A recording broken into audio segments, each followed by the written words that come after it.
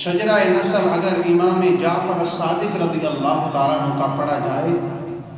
تو سیدنا ابو بکر صدیق کا بیٹا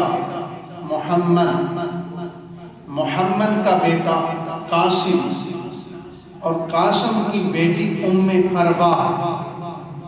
دوسری طرف سیدنا علی المرتضیٰ شیر خدا کا بیٹا امام حسین کا بیٹا امام زین العابدین،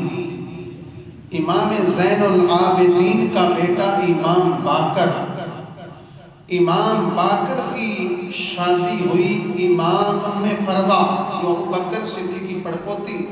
یعنی اب محمد کے بیٹے قاسم کی بیٹی ام فروا، ابو بکر صدیق کے بیٹے محمد کی بیٹے قاسم کی بیٹی ام فروا کا نکاح ہوا امام باقر کے ساتھ۔ تو جب ان ہستیوں کا آپس میں نکاح ہوا تو پیدا ہوئے امام جعفر الصادق رضی اللہ تعالیٰ عنہ۔ تو پھر امام جعفر صادق سے آگے جو سادات پیدا ہوئے، امام تقی، امام نقی، یا جتنے بھی سید اس نسل سے پیدا ہوئے،